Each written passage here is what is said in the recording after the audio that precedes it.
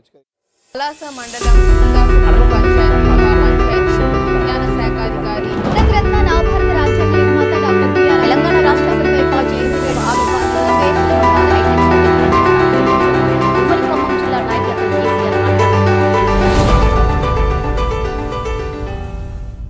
Welcome to BJP TV news. ముందుగా bulletin లో headlines చూద్దాం.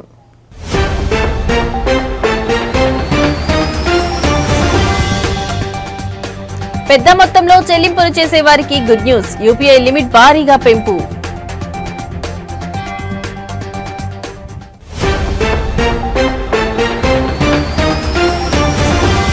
వైసీపీ నాయకులు తప్పుడు ప్రచారాలు మానుకోవాలి. కదిరి ఎమ్మెల్యే కందికుంట వెంకటప్రసాద్ హెచ్చరిక.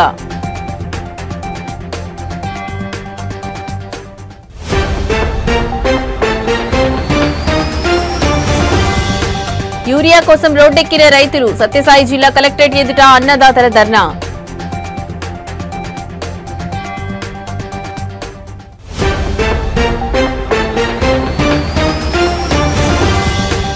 వనపర్తిలో జర్నలిస్టుల నిరసన. ఖమ్మం జర్నలిస్టుపై కేసు ఎత్తివేయాలని డిమాండ్.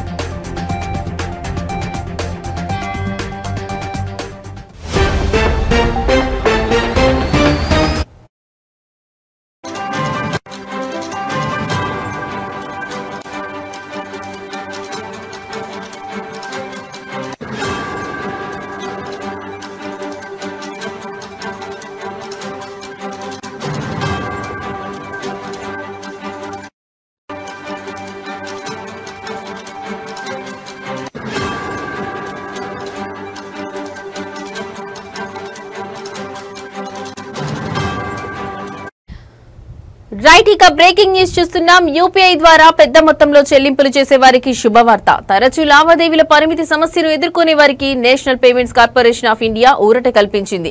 ఎంపిక చేసిన కొన్ని కీలక రంగాల్లో రోజువారీ లావాదేవీల పరిమితిని ఏకంగా 10 లక్షల వరకు పెంచుతూ నిర్ణయం తీసుకుంది. ఈ కొత్త నిబంధనలు ఈ రోజు నుంచి అమల్లోకి వచ్చాయి. ఇంతకుముందు పెద్ద మొత్తంలో బీమా ప్రీమియంలు, పెట్టుబడులు లేదా ఇతర ఖర్చులు చెల్లించాలంటే లావాదేవీలను విభజించాల్సి రావడం లేదా చెక్కులు, బ్యాంకు బదిలీల వంటి పాత పద్ధతులను ఆశ్రయించాల్సి వచ్చేది. ఈ ఇబ్బందులను తొలగించి అధిక విలువైన లావాదేవీలను డిజిటల్ బాట పట్టించేందుకే ఈ మార్పులు చేసినట్లు ఎన్పీసీఐ స్పష్టం చేసింది. అయితే ఈ పెంచిన పరిమితులు కేవలం వ్యక్తుల నుంచి వ్యాపారులకు చేసే చెల్లింపులకు మాత్రమే వర్తిస్తాయి.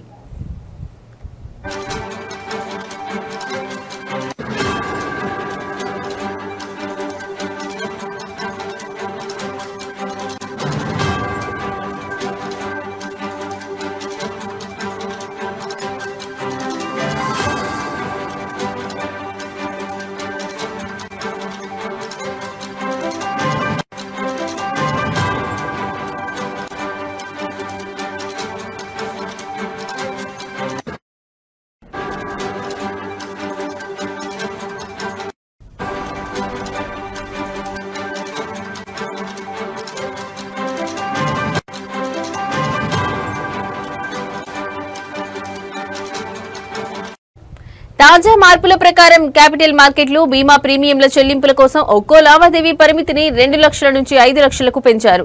ఈ విభాగాల్లో ఒక రోజులో గరిష్టంగా 10 లక్షల వరకు చెల్లించవచ్చు. అలాగే రుణ వాయిదాలు, ప్రయాణ బుకింగ్లు, ప్రభుత్వ ఈ మార్కెట్ ప్లేస్ లావాదేవీల కోసం కూడా ఒక్కో లావాదేవీ పరిమితిని 5 లక్షలకు పెంచారు. క్రెడిట్ కార్డు బిల్లుల చెల్లింపులకు ఒక్కో లావాదేవీకి 5 లక్షల వరకు అవకాశం కల్పించగా రోజువారీ పరిమితిని 6 లక్షలుగా నిర్ణయించారు. నగల కొనుగోళ్లకు లావాదేవీ పరిమితిని 2 లక్షలకు, రోజువారీ పరిమితిని 6 లక్షలకు పెంచడం ద్వారా వినియోగదారులకు కొంత వెసులుబాటు కల్పించారు.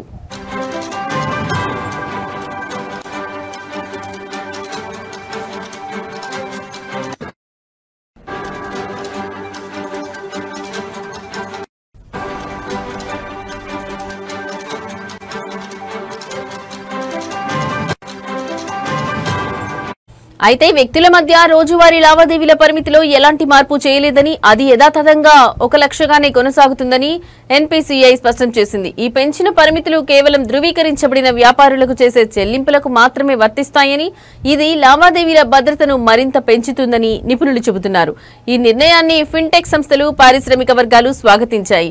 వినియోగదారులు ఎలాంటి అదనపు ప్రక్రియ పూర్తి చేయాల్సిన అవసరం లేకుండానే ఈ కొత్త పరిమితులు ఆటోమేటిక్ గా వర్తిస్తాయని ఎన్పీసీఐ తెలిపింది.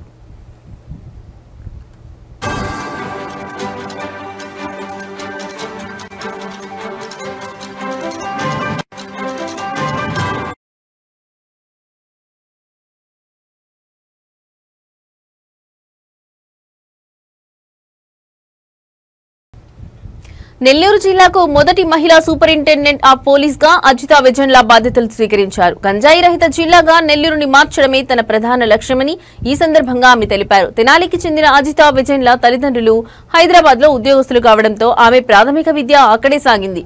నెల్లూరులో ఇంటర్ చదివిన అనంతరం చెన్నై ఐఐటీలో మెకానికల్ ఇంజనీరింగ్ పూర్తి చేశారు. అనంతరం అమెరికాలో ఎంఎస్ చేసి కొంతకాలం ఉద్యోగం చేశారు. సివిల్ సర్వీసులపై ఆసక్తితో స్వదేశానికి తిరిగి వచ్చి హైదరాబాద్ సెంట్రల్ యూనివర్సిటీలో పీహెచ్డీ చేశారు. 2015లో ఆమె ఇండియన్ పోలీస్ సర్వీస్ కు ఎంపికయ్యారు. ఆమె భర్త ఐపీఎస్ అధికారి రాహుల్ దేవ్ సింగ్ ప్రస్తుతం విజయవాడ రైల్వే ఎస్పీగా పనిచేస్తున్నారు.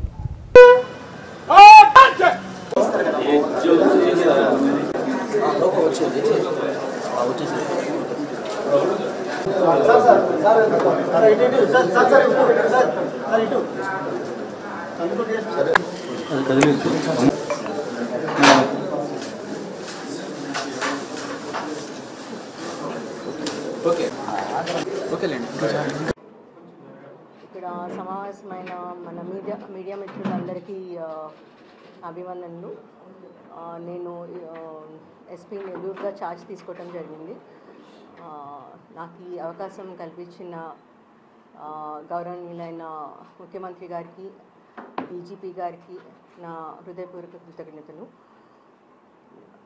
ఈ జిల్లాకి ఎస్పీగా రావటం అండ్ ఇక్కడ పరిస్థితుల్ని బట్టి ఇక్కడ నా లా అండ్ ఆర్డర్ ఎన్ఫోర్స్మెంట్ చేయటం నా టాప్ ప్రయారిటీ. సో దాని ప్రకారంగా అందరి కోఆపరేషన్తో ముందుకెళ్దామనేసి ఆశిస్తున్నాను. ముఖ్యంగా ప్రతి చోట లా అండ్ ఆర్డర్ ఎన్ఫోర్స్మెంట్కి ముఖ్యంగా కావాల్సింది మన రౌడీ ఎలిమెంట్స్ కంట్రోల్ చేయటము అండ్ క్రైమ్ అగేన్స్ట్ విమెన్ జరగకుండా చూసుకోవటము, sense of safety and security అందరిలోనూ ఉండటం చూసుకోవాలి. సో దానికోసం పోలీస్ డిపార్ట్మెంట్ తరఫున మొత్తం టీంతో ఎఫిషియెంట్గా వర్క్ చేసేట్టుగా కంపల్సరీ కృషి చేస్తాను. ఇంపార్టెంట్లీ ఇక్కడ యువత ఎటువంటి డ్రగ్స్ వంటి వాటిలోకి వెళ్లకుండా enforcement both supply and demand side control చేయడానికి మేము అన్ని రకాలుగా కృషి చేస్తాము. మీకు తెలిసింది ఈగల్ అనే ఒక ప్రత్యేక బృందం కూడా రాష్ట్రం తరపున పోలీస్ డిపార్ట్మెంట్లో ఏర్పాటు చేయడం జరిగింది. సో మనం డిస్ట్రిక్ట్లో కూడా చాలా ఇంపార్టెన్స్ ఇచ్చి డ్రగ్ ఎన్ఫోర్స్మెంట్ సరిగా చేస్తాము. సెకండ్ థింగ్, ఇంపార్టెంట్లీ ఈ మధ్య cyber crime and financial frauds ఇవి రెండు చాలా ఎక్కువ అవుతున్నాయి.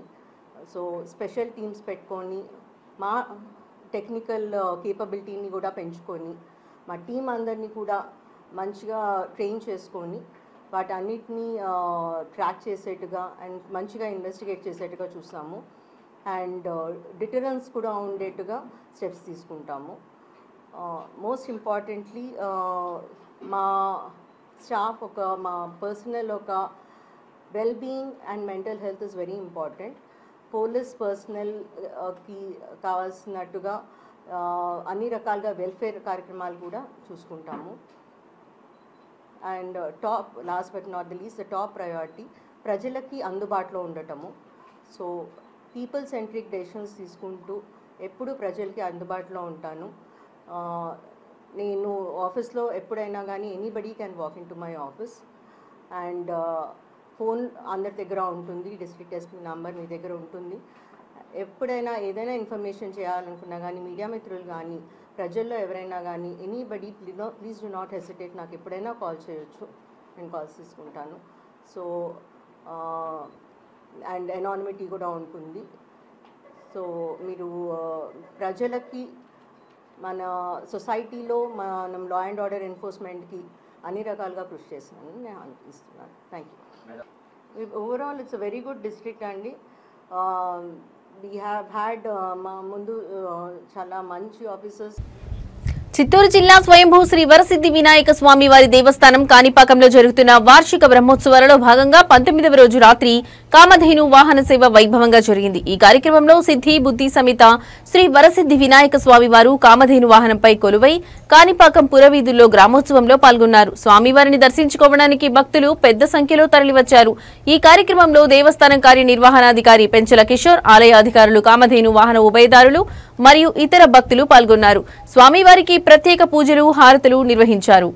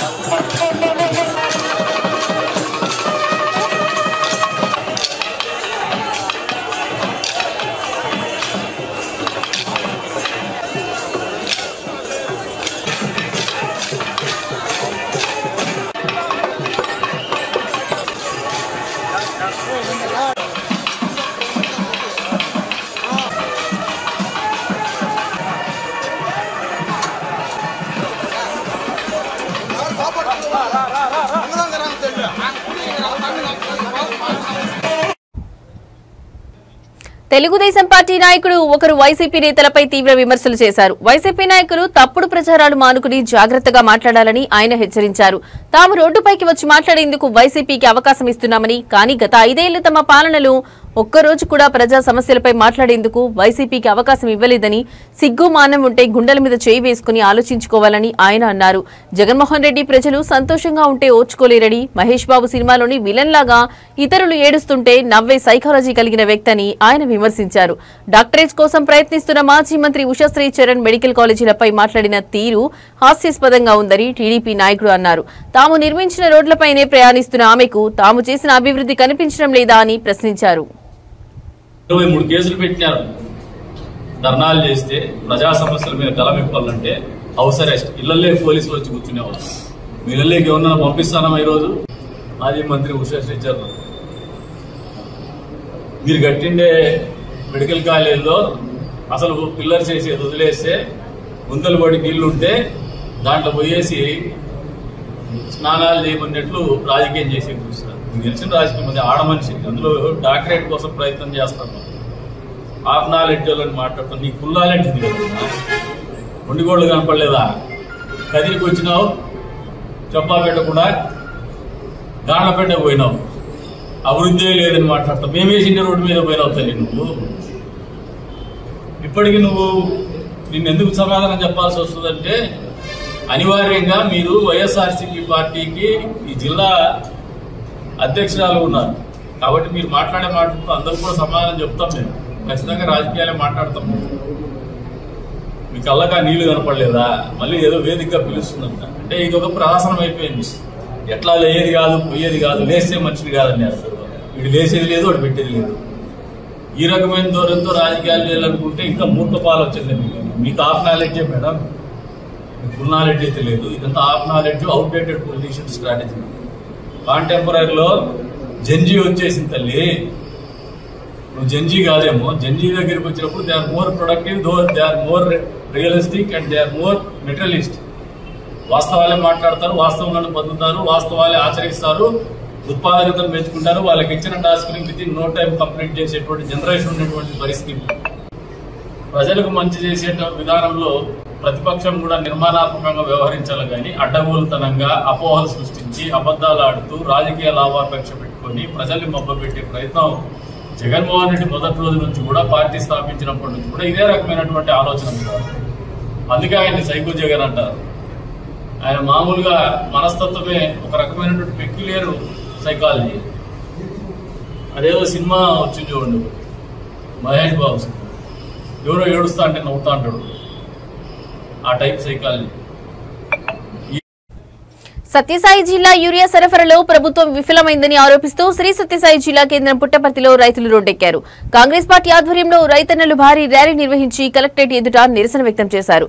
ఇనుములపల్లి గణేష్ సర్కిల్ నుంచి ప్రారంభమైన ఈ ర్యాలీ కలెక్టర్ కార్యాలయం వరకు కొనసాగింది.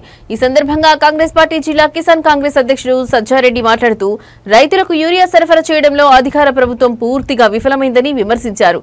ఒక రైతుకు కేవలం 2 బస్తాలు మాత్రమే ఇవ్వాలనే నిబంధనను సడలించి సాగు విస్తీర్ణానికి అనుగుణంగా యూరియాను అందించాలని డిమాండ్ చేశారు. యూరియాకు ఉన్న డిమాండ్ను దృష్టిలో ఉంచుకుని కొంతమంది వ్యాపారులు బ్లాక్ మార్కెట్కు యూరియాను తరలిస్తున్నారని, దీనిని తక్షణమే అరికట్టాలని సజ్జారెడ్డి అన్నారు. అంతేకాకుండా ఎంఆర్పీ ధరలకే యూరియాను సరఫరా చేసేలా చర్యలు తీసుకోవాలని కోరారు.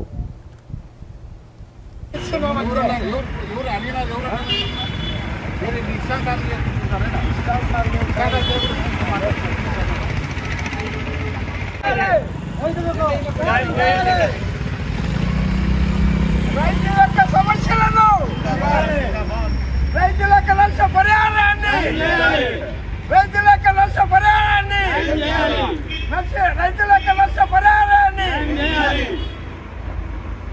కిసాన్ కాంగ్రెస్ రాహుల్ గాంధీ షర్మిలా రెడ్డి రాహుల్ గాంధీ ప్రియాంక గాంధీ కిసాన్ ఎరువుల పంపిణీ కార్యక్రమంలో కొంత జాప్యము అవకతవకలు జరుగుతుంది కాబట్టి మేము రైతుల తరఫున కాంగ్రెస్ డిస్ట్రిక్ట్ చైర్మన్ సజ్జారెడ్డిగా నేను ఇక్కడ రైతులకు వాళ్ళ భూములు ఎవరైతే పంటలో అధికంగా పెట్టింటారో వాళ్ళ యొక్క భూముల పరిమితిని బట్టి ఆధార్ కార్డు ఒకే వ్యక్తికి ఒకే మూట ఇస్తూ ఉన్నారు. అది కాకుండా ఆ భూమి పరిమితిని బట్టి వాళ్ళకి ఎంత కావాలంటే అంత కూడా యూరియాలు పంపిణీ చేసేదానికి మేము కలెక్టర్ దగ్గరికి వచ్చి మేము వనపర్తి జిల్లా TUWJ 143 యూనియన్ అధ్యక్షుడు అల్లెం నారాయణ పిలుపు మేరకు వనపర్తి జిల్లా కేంద్రం రాజీవ్ చౌరస్తాలో జర్నలిస్టులు నల్ల బ్యాడ్జీలు ధరించి నిరసన తెలిపారు. ఈ నిరసనకు యూనియన్ జిల్లా అధ్యక్షుడు బక్షి శ్రీధర్రావు నాయకత్వం వహించారు. యూరియా కొరతపై వార్త రాసినందుకు Khammam T news bureau chief సాంబశివరావుపై పెట్టిన అక్రమ కేసులు వెంటనే ఎత్తివేయాలని వారు డిమాండ్ చేశారు. నిరసన అనంతరం జర్నలిస్టులు జిల్లా కలెక్టర్ ఆదర్శ్ సురభికి వినతి పత్రం అందజేశారు. యూనియన్ జిల్లా అధ్యక్షుడు బక్షి శ్రీధర్రావు మాట్లాడుతూ రైతుల యూరియా కొరత సమస్యపై వార్త రాసినందుకు సాంబశివరావుపై పోలీసులు కుట్రపూరితంగా నాన్ బెయిలబుల్ కేసు నమోదు చేయడాన్ని తమ సంఘం తీవ్రంగా ఖండిస్తుందని చెప్పారు. జర్నలిస్టుల స్వేచ్ఛను అణచివేసే ఈ చర్యను ప్రభుత్వం వెంటనే ఉపసంహరించుకోవాలని ఆయన డిమాండ్ చేశారు. సమాజంలో జర్నలిస్టులది కీలక పాత్ర ఉంటుంది. అందులో భాగంగానే జర్నలిస్టులు ఎప్పటికప్పుడు ప్రజా సమస్యలను ప్రభుత్వం దృష్టికి తీసుకుపోయే కార్యక్రమాన్ని నిర్వహిస్తూ ఉంటారు. అది వారి విధి నిబంధనలో విధి నిర్వహణలో ఒక భాగం కాబట్టి, అదేవిధంగా ఈ మధ్య రైతులు ఏదైతే ఎదుర్కొంటున్నారో యూరియా సమస్యను, ఆ సమస్యపై పత్రికల్లో రాస్తున్న విలేకరులను ప్రభుత్వం టార్గెట్ చేస్తుంది. ముఖ్యంగా పోలీసులు ప్రజాస్వామ్యాన్ని అపహాస్యం చేస్తూ జర్నలిస్టులపై కేసులు పెట్టేందుకు ఏమాత్రం కూడా జంకటం లేదు. కాబట్టి ఏదైతే అక్రమ కేసులను జర్నలిస్టులపై నమోదు చేస్తున్నారో వాటిని వెంటనే ఎత్తివేయాలి. అదేవిధంగా మన జిల్లాలో కూడా ఇలాంటి కేసులను చాలామంది కూడా తప్పుడు ఫిర్యాదులు ఇవ్వటం, వారిపై కేసులు నమోదు చేసేందుకు పోలీసులు కూడా ఆసక్తి చూపడం అనేది చాలా దారుణమైన అంశము. కాబట్టి ఇలాంటి సంఘటనలు ఏమైనా ఉంటే పూర్తిగా విచారణ జరిపి సంబంధిత జర్నలిస్టులతో పూర్తి వివరాలు సేకరించి ఏదైతే ప్రజాస్వామ్యానికి వ్యతిరేకంగా జర్నలిస్టులు వ్యవహరిస్తే తప్ప కేసులు నమోదు చేసే హక్కు ఎవరికి కూడా లేదు. కాబట్టి ఇటు పోలీసులు కానీ అటు రాజకీయ పార్టీల నాయకుల ఒత్తిళ్లు కానీ జర్నలిస్టులపై ఉంటే జర్నలిస్ట్ లోకం కూడా ఒక్క తాటిపైకి వచ్చి ఇలాంటి సంఘటనలను తీవ్రంగా ఖండించడమే కాకుండా జర్నలిస్టుల ఐక్యతతో చాలా అంటే ఏదైతే అన్యాయం ఉందో అన్యాయాన్ని ఎదిరించేందుకు మేమంతా కూడా ఒక్క తాటిపైకి వస్తామని చెప్పి సందర్భంగా తెలియజేసుకుంటున్నాం. కాబట్టి ఈ అక్రమ కేసులను వెంటనే తొలగించాల్సిన బాధ్యత పోలీస్ శాఖ పైన ఉంది. అదేవిధంగా ప్రభుత్వం కూడా ఎక్కడైతే సమస్యలు ఉన్నాయో ఆ సమస్యలపై ప్రజల దృష్టికి తీసుకునేందుకు పత్రికల్లో. సంగారెడ్డి జిల్లా కంది గ్రామంలోని పల్లె ప్రకృతి వనంలో సిమెంట్ పలకలు పాతి అడ్డంగా పెట్టారని గ్రామ సెక్యూరిటీ గార్డ్ కు ఫిర్యాదు అందింది. ఈ ఫిర్యాదుపై గ్రామ పంచాయతీ కార్యదర్శి వెంటనే స్పందించారు. గ్రామ కార్యదర్శి గ్రామ పంచాయతీ సిబ్బందితో కలిసి పల్లె ప్రకృతి వనాన్ని పరిశీలించారు. అనంతరం మాట్లాడుతూ ఈ విషయాన్ని ఉన్నతాధికారుల దృష్టికి తీసుకెళ్తామని తెలిపారు. పల్లె ప్రకృతి వనాన్ని కాపాడాలని గ్రామస్తులు కోరుతున్నారు.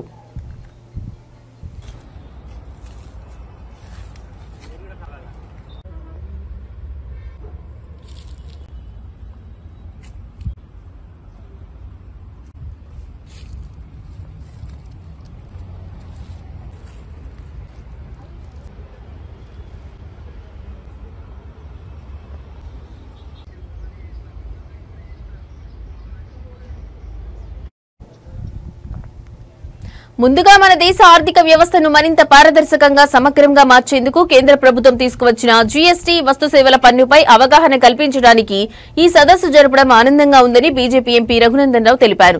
ఈ సందర్భంగా ఆయన మాట్లాడుతూ మన దేశంలో ముందు చాలా రకాల పన్నులుండేవి.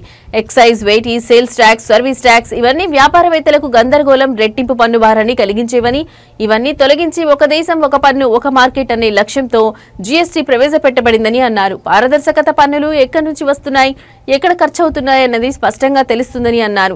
మన చిన్న వ్యాపారులు భయపడాల్సిన అవసరం లేదు. జీఎస్టీలో కాంపోజిషన్ స్కీమ్ ద్వారా టర్నోవర్ తక్కువ ఉన్న వారికి సులభమైన విధానాలు, తక్కువ పన్ను రేట్లు అమలు చేస్తున్నారు. ఇది వ్యాపార అభివృద్ధికి తోడ్పడుతుందని అన్నారు. దీపావళి పండుగని రెండోసారి ఇప్పటికే ప్రజలకు అందించినటువంటి ప్రభుత్వం నరేంద్ర మోడీ గారి ప్రభుత్వం.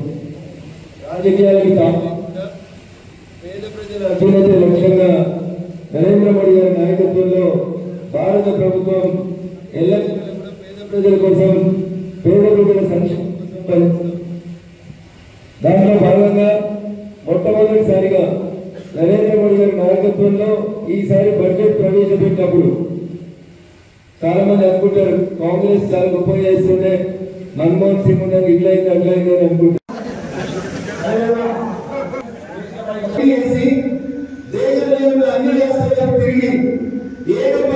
మేధావి చెప్పినటువంటి మన్మోహన్ సింగ్ గారు కనీసం సంవత్సరానికి 50,000 పెంచినా వారు 10 సంవత్సరాల టెన్యూర్లో అది కాస్త 7.5 లక్షల దాకా పెరిగింది.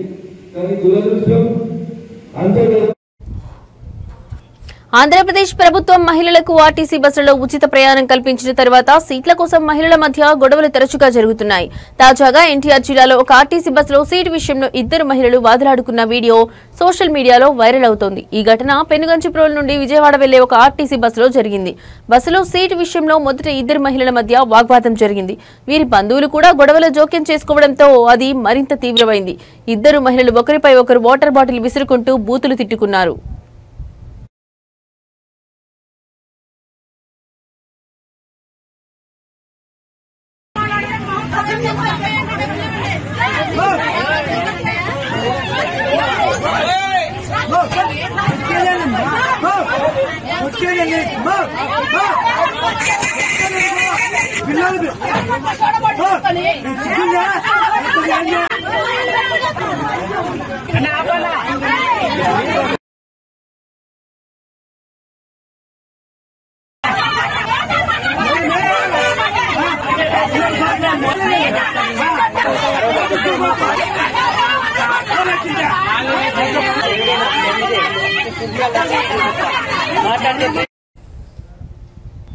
పల్నాడు జిల్లా చిలుకలూరుపేటలోని వివేకానంద కాంప్లెక్స్ లో సెప్టెంబర్ 13న నిర్వహించిన కార్యక్రమంలో ఖమ్మంలోని నేచర్ యానిమల్ కేర్ సెంటర్ కు చెందిన శ్రీమతి పద్మా యాదవ్ కు ఉత్తమ జాతీయ శ్రీ సాయి ప్రజాసేవ రత్న పురస్కారం 2025 అందజేశారు.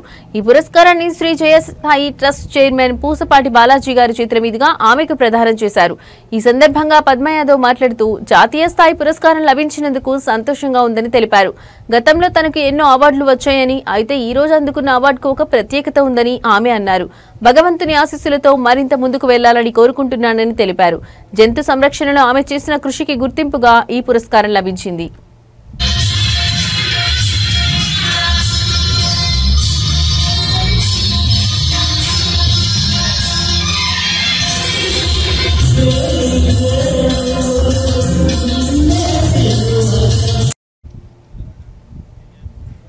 ఇవి ఇప్పటి వరకు నా బులెటిన్ అప్డేట్స్. నమస్తే.